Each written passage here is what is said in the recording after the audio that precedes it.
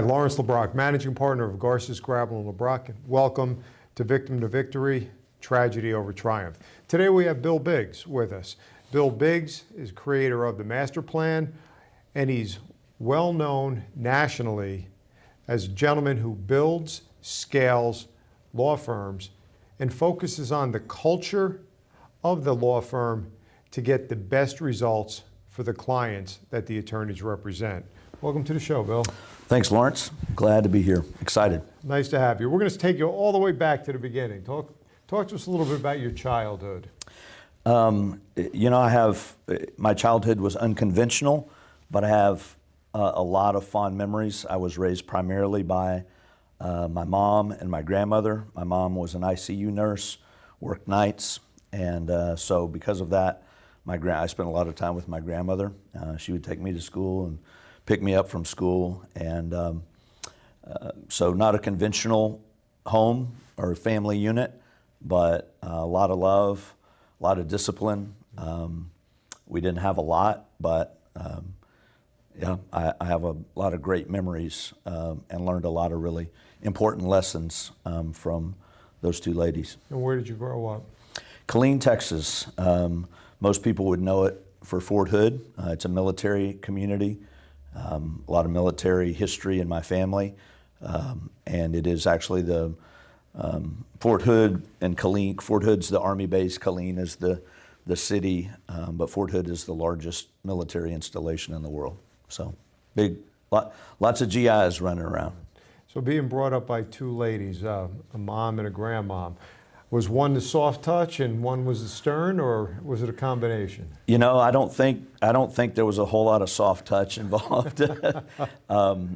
My grandmother was definitely tough. I think she grew up that way in East Texas, picking cotton, kind of doing what a lot of people of her generation, did, living through the Depression.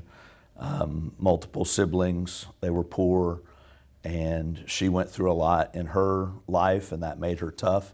She was loving, but it was not a lot of verbal affirmations. It wasn't a lot of sweet talking. It was tough talk and discipline, but always very clear that she cared a lot, that she loved me and loved her kids very much. And because she ended up basically raising me, she really treated me as a son. So it was more of a mother-son relationship. My mom, not a soft touch, but also not as tough as my grandmother. So if there was one or the other that was a little softer, it was my mom. Now, did you have any siblings? On my dad's side, I have two half sisters. And I've gotten to know them pretty well over the years. My parents were divorced when I was 2. And so I didn't spend a whole lot of time with them, but as we've gotten into adulthood, we've spent more time together. So, any challenges growing up with mom working nights and grandma raising you? Yeah, if it's all you know, then you don't realize any different, right? You don't have other reference points. So I never felt. Well, early on, probably not until middle school or high school, I never sensed it as being a drawback or a negative. But as social relationships and friendships and peer groups and stuff become more important in your life, that's when I started to realize, hey, this isn't what everybody else does. So in middle school and high school, I definitely think that there were times that I felt almost embarrassed that my family wasn't like everybody else's, or like most people's, or at least I assumed that it wasn't. So I don't know if that was hardship, but it definitely, it wasn't something that I was proud of at the time. Well, your mom was a nurse, Yeah. So did anyone push education in your family? Were you expected to move on to college after high school? What was the standard? Yeah, the standard was very high academically and with schooling, but really it was more so because there hadn't been a whole lot of academic history in my family. My grandmother had gotten a 2-year degree in accounting and worked for the military. Back then they called it civil service. She wasn't in the military, but she worked for the military. And that's, after World War II, I think, is when they coined that phrase, civil service. She did that with a 2-year degree. My mom, of course, ended up getting her bachelor's and becoming a nurse. But beyond that, and on my dad's side, my dad was the only one to get a college degree, and he was one of 16. He was the oldest of 16 brothers and sisters. And I think, I think 2 of them, my dad and then one of his brothers, ended up with a college degree, but the rest did not. And so it was pretty, it wasn't common.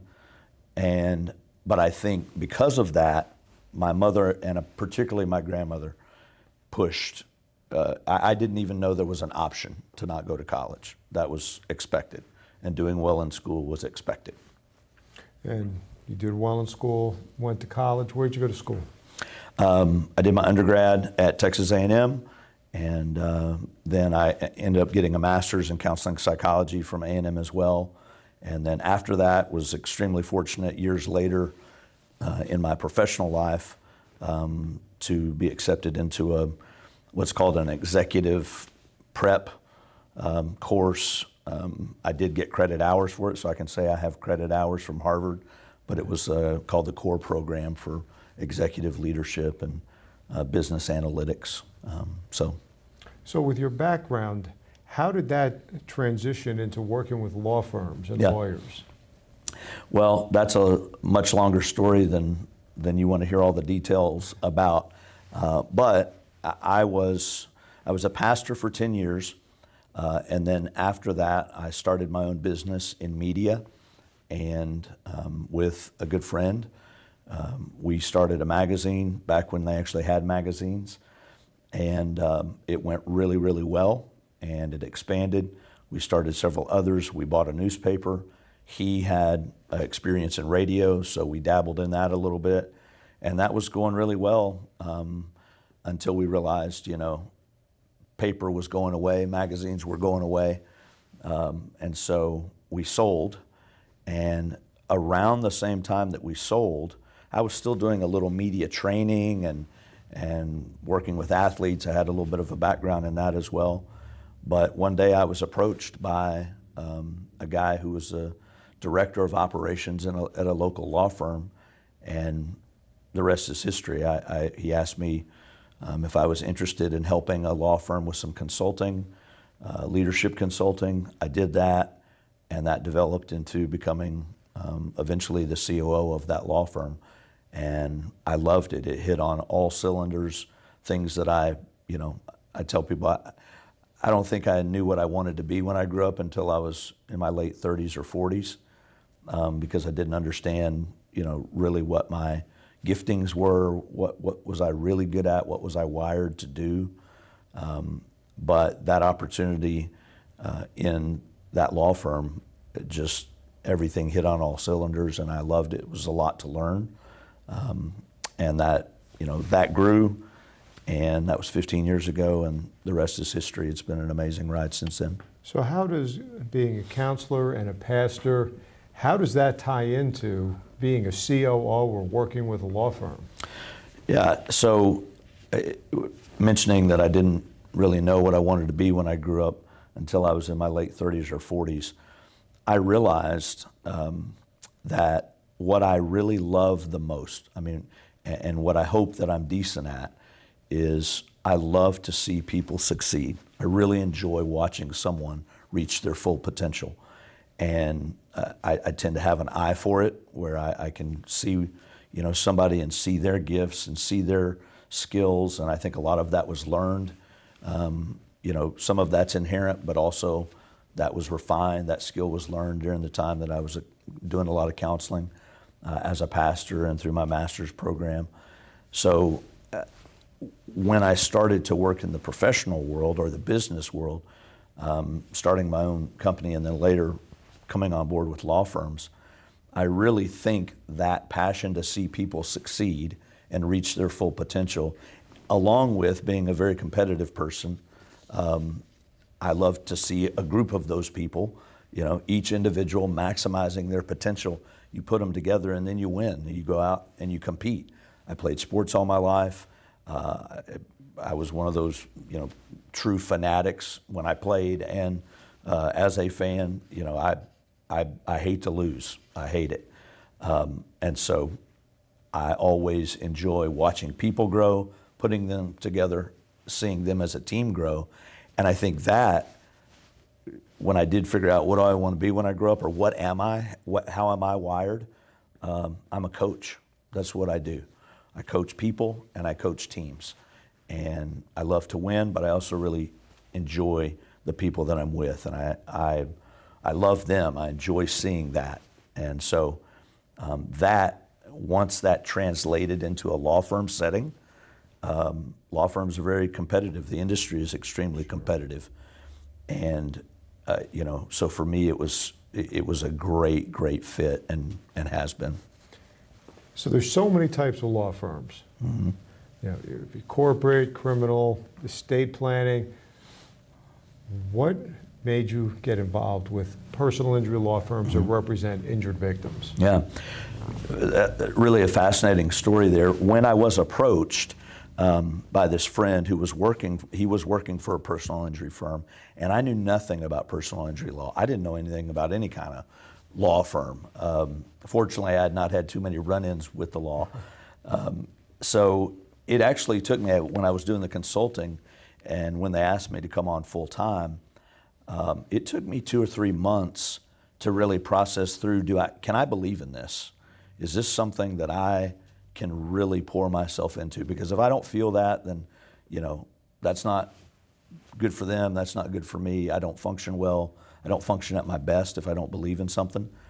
And as I began to really study and learn about personal injury law, what our clients experience, and what they're up against, it really fueled, it was a catalyst for those competitive juices, because I believe 100% that the deck is stacked against personal injury victims in every state. I think that insurance companies have legislative influence and power because of their unlimited funds.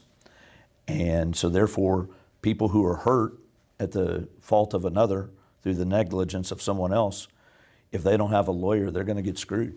They're going to get taken advantage of.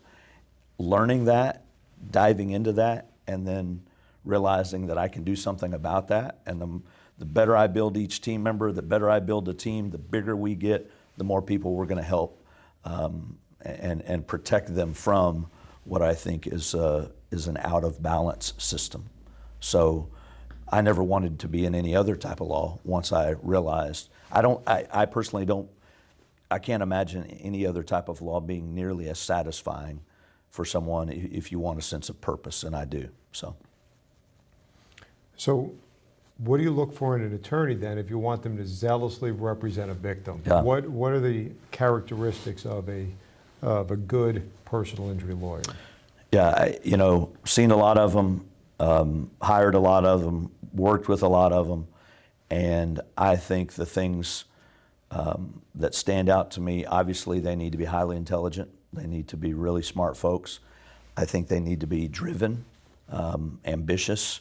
I think somebody who wants to be the best at their craft, that's a really good thing. And sometimes that can go some directions like greed or whatever that you want to kind of shape and hone in. But if you take someone who's very intelligent, who's driven, and then the third component is, in personal injury law, I believe the best PI lawyers are the ones who have a true compassion for their client. They really care about the plight of their client. If you combine those three qualities, that's hard to beat. So that's what I'm always looking for. Intelligence, drive, and compassion. What have been some of the challenges along the way to reaching now being an executive director, being COO for various firms, like we talked about in the introduction, the creator of the master plan to help law firms develop, and then also being the president of Masterminds, which is a group of attorneys, law firms that get together and share ideas on what's working and how to get better. Yeah. The challenges, I enjoy all of them, but you get a bunch of smart people in a room that are driven, intelligent and smart, maybe or maybe not compassionate sometimes. Everybody in that room thinks they're right and they have strong opinions, including me. And so lots of ego in this industry. And I actually think you have to be. It's like star athletes, in my opinion. If you don't have confidence, sometimes that confidence is going to borderline or go straight into ego. But if you don't have it, then I don't think you win. I don't think you're as competitive as you need to be. But that also leads to, at times you butt heads, and at times you have some conflict. And so I've had my share of that. I have strong beliefs and strong passions about the industry. I've been fortunate that a lot of those things that maybe years ago weren't as accepted, that I've had some little part in getting them more out there and top of mind for folks. But in terms of big challenges, mostly it's just been differences of opinion. If a firm or a lawyer may not feel that it's important to be compassionate for their client, then I push back against that, right? I challenge that idea. And sometimes, that is not always seen, or accepted with the most open arms. But look, this is a hard industry. It's a hard battle every day. And so just to be able to be a part of it, to me, it's a huge blessing, huge privilege. You were saying a little bit about how the deck is stacked against the plaintiffs. Try to explain that a little bit to the public that's not involved in the legal industry representing personal injuries, and how that occurs. Yeah, so two examples, and I share this with all of my new teammates. Anywhere that I'm, the CEO or COO or executive director, when I hire folks, I always talk to them, especially if they haven't been in the industry. If they're coming in some, we're going to train them to be a legal assistant or something like that, or maybe they haven't been in PI law. I give them two examples of why the deck is stacked. Number one, in my opinion, insurance companies really only make money in one of two ways. Number one, they get your premiums. Almost every state requires insurance, of course, auto insurance, and so you got to pay your premiums. And so they do a phenomenal job of advertising, Flo and Mr. Mayhem and Jake from State Farm, take your pick. Everybody knows all those characters from insurance companies. So they make a lot of money by these premiums that everybody by law that drives has to pay, which is understandable. I don't have a problem with that. But here's where it goes sideways to me. Their sole business model is built upon not paying out on claims. So the idea that you're in good hands, or the idea that they're looking out for you, or the idea that you're protected, or the idea that they're going to do the right thing, well, all of those things cost money to pay out on claims to do the right thing. And that is counterproductive to their bottom line. So to me, they exist in a constant state of conflict, in a conflict of interest. So they're making all this money. The only way that they can make more money or leverage that money is to not pay out. So they spend massive amounts of money on research, on legislation, on ways so that they don't have to pay out claims. So that means that someone is going to get screwed if they have been in a wreck, if they've been hurt, or any situation if someone's hurt where there's insurance involved. The insurance does not want to pay because they're getting pressure from their shareholders that are saying we want the bottom line to be strong. If you're paying out on claims all the time, or you're paying out the right dollars that you should be, then it's going to affect your bottom line. So their business is built really to take advantage of people, in my opinion. The other thing is, and this is the impact on the legislative side, true in almost every state, if you take a case and it makes it all the way to a jury trial, the plaintiff's attorney can't even mention that there's insurance involved, because the insurance companies have lobbied in every state to make it so that everyone is led to believe that if someone gets hurt and they are suing another individual, that naturally they're going after the assets of that individual. They're going to try and, get everything that individual owns, or so, even if, so if it's a nice, sweet, older lady who runs a stop sign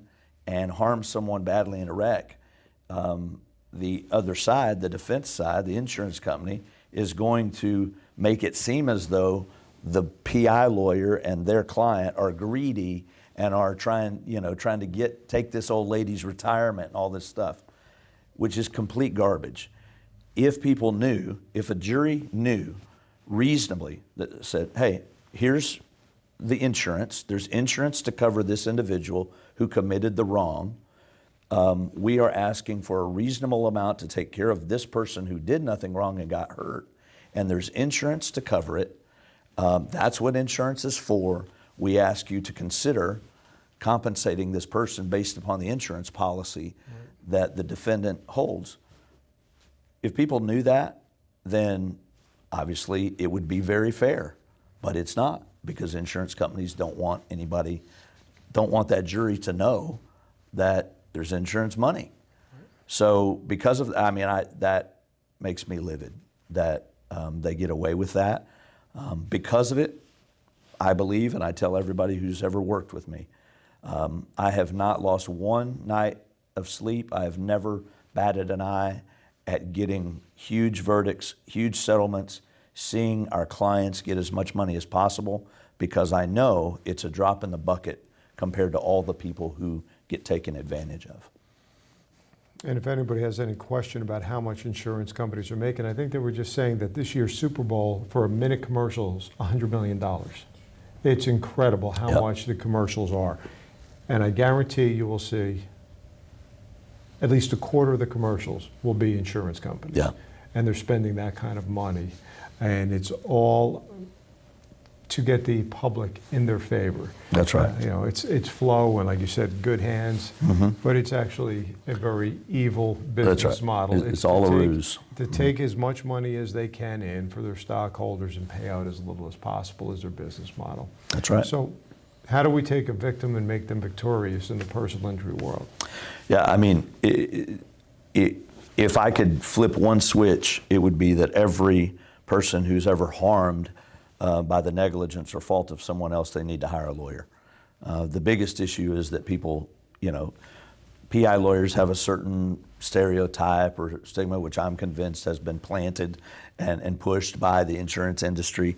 The first thing that everybody needs to do if they get hurt is call a lawyer, because you're not going to win by yourself. You're not going to get the best outcome by yourself.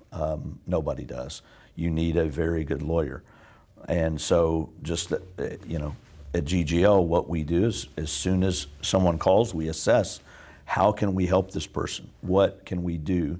And we get to work immediately to do it. And then you take that person who has been victimized, right? Meaning they didn't ask for this to happen. And sometimes catastrophically, sometimes, they're suffering the loss of a loved one, car wrecks and injuries that, happen in construction sites and malpractice and nursing homes and all these things. These are devastating for a lot of people. They're out of work, sometimes permanent injuries, quite often permanent injuries. So the way you take someone in that victim state and bring them to victory is you come alongside them, you reassure them that you're going to be there to fight for them, you have compassion on them, you show them empathy, and then you put all of your skill and all of your intelligence and all of your drive and your expertise in your craft towards getting them what they deserve and fighting, knowing that you're fighting a battle that's going to be uphill, and that the insurance company is going to do everything they can to stop you. But if you're going to take someone from victim to victory in our industry, it's a fight, and it's one that you can't shy away from. Bill, we've talked about turning victims into victory in a law firm setting, as a personal injury lawyer and as an executive director, how you do that. What challenges have you personally overcome over the years that gives you a little bit of empathy and passion to help these people? Yeah, I've had challenges, I guess, like anybody else. I don't see mine as being any more difficult. I think life is tough, and everybody experiences that to some degree. But if anything, I would say it was that I did have a pretty humble upbringing, a non-traditional upbringing. I mean, also for what it's worth, being 5'9", as skinny as a rail, and very competitive and loving to play sports is not always a great mix, because I was that little scrappy dog on the football field who believed that he could take on the mastiff. Right. But that actually taught me a ton, and I loved it. So, not coming from a background where we didn't have a lot of money, although education was pushed, there wasn't a history of education in the family, and so that was a little bit of a new world for me. And then ultimately realizing that you've got your own flaws that, as you get older, hopefully we all are able to look inside ourselves and realize that we're carrying some baggage, we're carrying some junk, and that if we don't work on that, if we don't get better ourselves, then it's probably going to hold us back, and sometimes hurt others. And so, getting over myself, and not that I've done it completely, but getting better myself, I think that's the ongoing challenge of getting better as a human being. So I think those internal issues, whether you say they're from childhood or whatever, I think those are the things that I look and say, the biggest obstacle to success, I think this is true of everyone, it's definitely true of me, is usually us. Right. It's usually ourselves. Well, you went from growing up without a silver spoon in your mouth. You grew up in a little bit of a challenged environment. You went to college. You became a pastor. Mm-hmm. So how did you go from, first of all, why did you want to become a pastor? Yeah. And then what made you go into another industry after being a pastor for a decade, you said? Yeah. So I come from a religious home. My mother and my grandmother were strong people of faith, Christian faith. And so early on in life, I was presented with these concepts of, that every human being has a purpose, that there's a meaning to life. And that really started to... And you believe that? Yeah, absolutely. I didn't always believe it, right, but I was exposed to it, right? It was the norm all growing up. But then, in high school, late middle school, high school, I start to say, do I believe this? I start to question, what is the meaning of life? And is it all just chance? Or are we all just kind of walking around until we die? And then the light goes out and that's it? Or is there some purpose? Is there some meaning to this life? And, I went down that trail for myself, not just because I was raised, that way, but I began to investigate that and look into that and think more and more about that. And I became convinced, that we all have a purpose, we all have a meaning. And that continues to this day to drive me. There are a lot of questions that I don't have answered about, religion and faith and God. And, I think the older you get, the more things may get gray, not just your hair, but you might not be as black and white about what's true and rigid this and that. But I think one of the things that gets stronger, that I believe in more strongly every day, is I have a purpose and you have a purpose. Every person has a purpose. And, it's important to lock in on that. Well, as a pastor, that gave me the opportunity to help people do that, to help people find that, to help people realize their sense of purpose and their worth, their value, their meaning, and seeing that in people, extremely satisfying. Well, then after 10 years of being a pastor, I mean, this is a little bit of a vulnerable thing for me, but one of the reasons that I ended up leaving that role, although I loved it, was I went through a divorce. And my ex-wife had a lot of challenges that she was facing. I probably was a rescuer when we met, which was in college. And I thought, man, you know, she was of course beautiful and all this, but she had some stuff that I wasn't aware of. I wasn't mature enough to see. And so I was probably trying to be a little bit of a white knight or a knight in shining armor or whatever. And I thought, if I can just love her enough, then I can love her through these problems that you know, I saw and experienced, but didn't understand the full depth. Well, we had children, and then, you know, my love was not making her better. I was not successful at that, at helping her with her issues, and that led to a divorce. And I ended up with custody of both of my sons, but I felt like a failure. I felt like I'd totally, you know, here I am, a pastor, and I can't even, you know, keep my marriage together. And so I went through a lot of feeling, you know, unworthy to be in that role, to tell anybody about how they should live their life or how they should, you know, find their purpose, when I wasn't doing a very good job, in my opinion. Now, over the years, I've realized, you know, some things I couldn't control. Probably wasn't the best reason to step away, but at that time I needed to do it. But I took those same skills and those same things that I was passionate about, and when I began to apply them in business, it worked like wildfire. You know, it was fantastic. Those same principles of see the purpose in someone, help them discover their own purpose, help them reach their potential, and then you add that to, you know, loving teams and seeing a group of people come together for a common goal, which there's some of that, you know, that harkens back or kind of reflects the idea of a church, a group of people with a shared mission. So those same principles, even without the faith element, you apply those into business and to a team setting, and they're extremely powerful. All right, so what people may not know is that you're one of the top experts in the country on building law firms and law firm culture.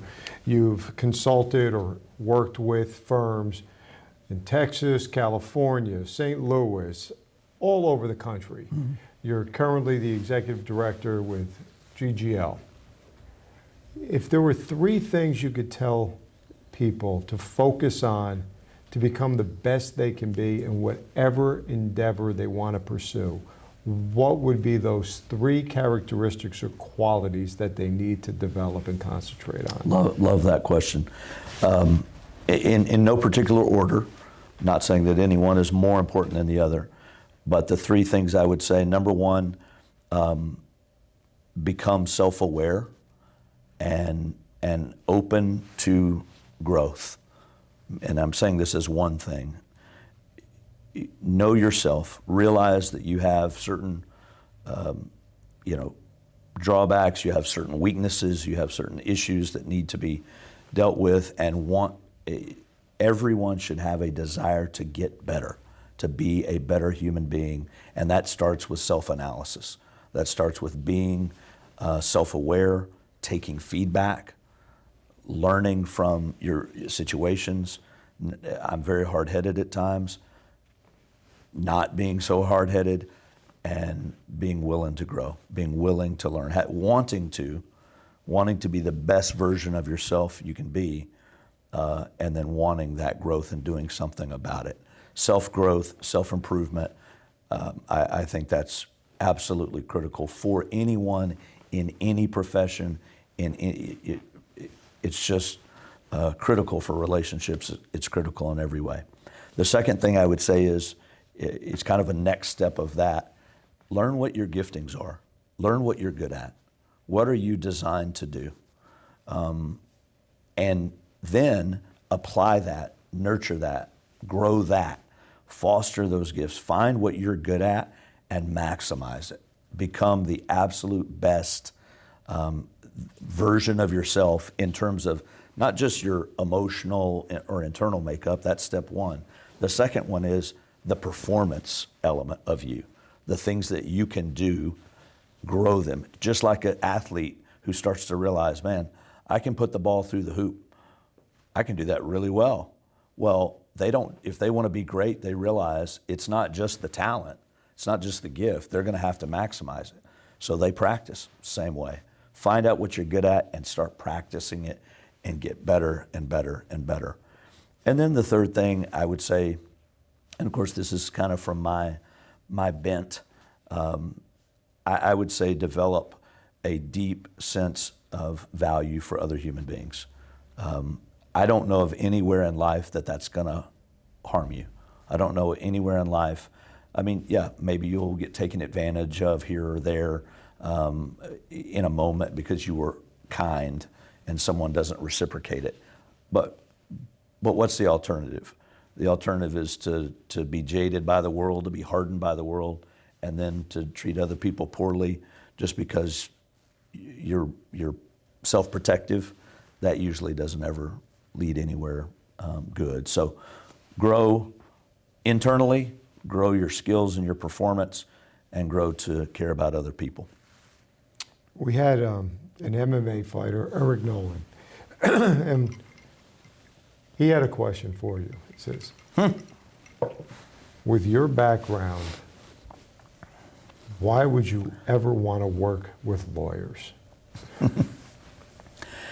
You know, it is an interesting mix of the idea that, you know, I believe in purpose, I believe in people, I enjoy people, love people. But I also love the fight.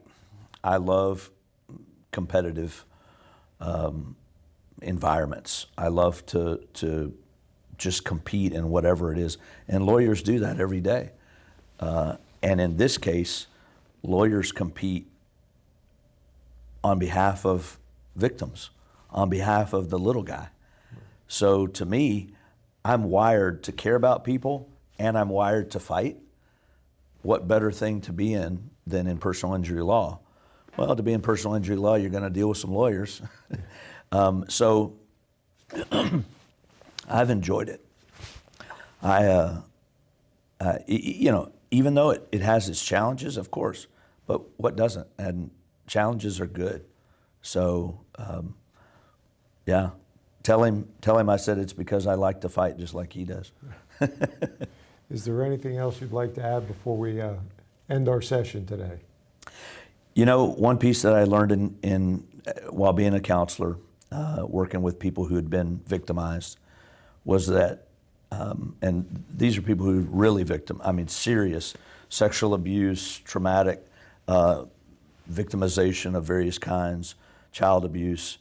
And one thing I learned so much by spending time with these people who were working through more pain and more victimization than I have ever experienced. But what I learned from them was almost this harsh and yet liberating truth. And that is, victimization is awful, right? It's a terrible thing that happens. But the worst thing that it can lead to is when someone becomes controlled by a victim mentality. In other words, they begin to think constantly like a victim. And that influences how they interact with others, that influences their life, that influences their relationships. And what I learned over the years with those folks was that the ones that came out of victimization and became the strongest realized that their perpetrator, whoever hurt them, even their best friend, nobody was going to come and heal them. They had to take responsibility, even though it wasn't fair. It wasn't fair what had happened. It wasn't their fault. It wasn't fair. But yet, if they were going to overcome and live a life of victory, then they were going to have to take charge of their life and not allow the victimization of the past to bleed into the future, to control their future.